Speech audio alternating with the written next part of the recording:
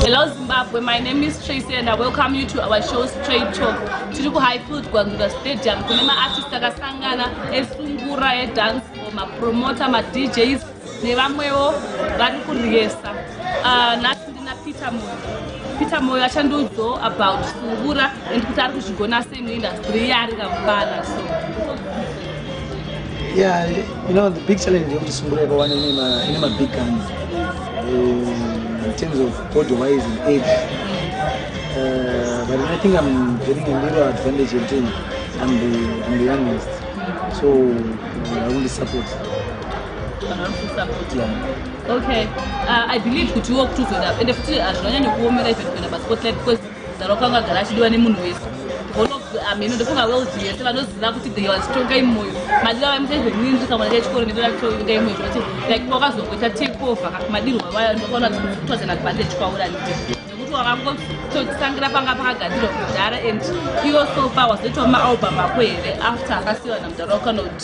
Yeah, I got two. I got one in 2013. Okay. I got it in 2015. Come album gonna say you because Alec Matches is one of you could tell us what Alec Gabriel has seen album. Tonga Tonga Matches and I double album because I'm there and because do and you computer. Any time you could Alec Matches, I don't know that I told you that pass. You just have an anger push built out the surrounding, but you are for days from the church Steve and I cannot.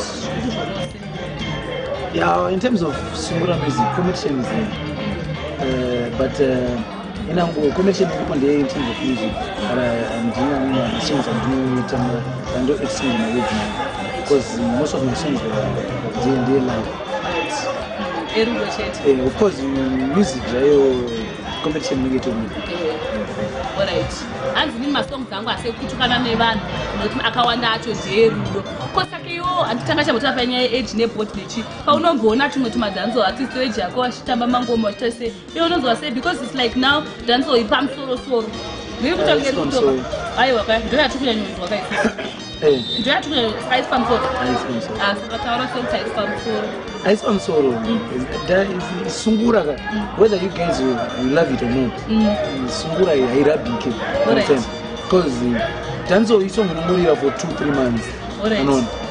Don't want to open the song about last year February. You cannot even play it today. But you can play my father's song 2013. Someone you can dance.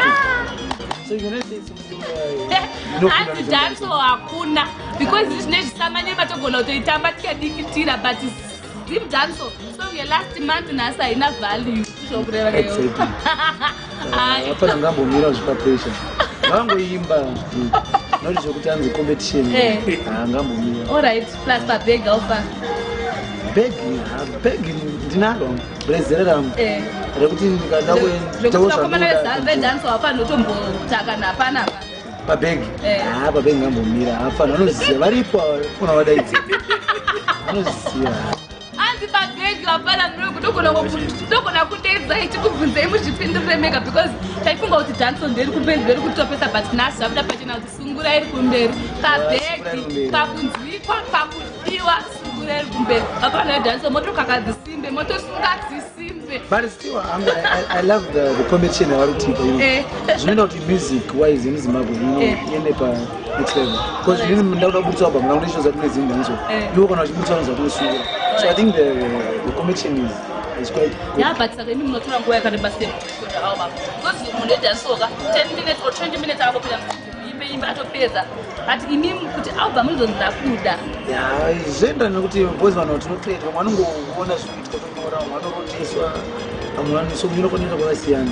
But sometimes vanoita year, vanoita 2 years, vanoita 3 months. Boys apa vanosungura Relation because you know church player instruments are like so I say pane bass, pane lead, pane rhythm, pane sub rhythm, nema drums, nema vocals. So this is what you should know. But alright. Pane nyaya sa. Ukeza zoro tayi wavatie. Ngambomira. Zvichimbomira. Ndinoda competition kubhora ikoko.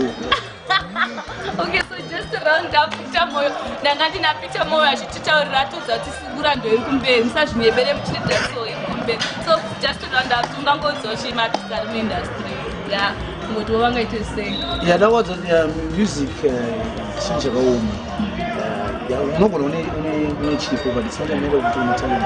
It's a matter of kuti uda kuenda kune chipo chako. And it's not an easy game. All right. Okay, thank you so much for your time, Peter Moyo. And we're going to see Tamba Jane. We're going to have a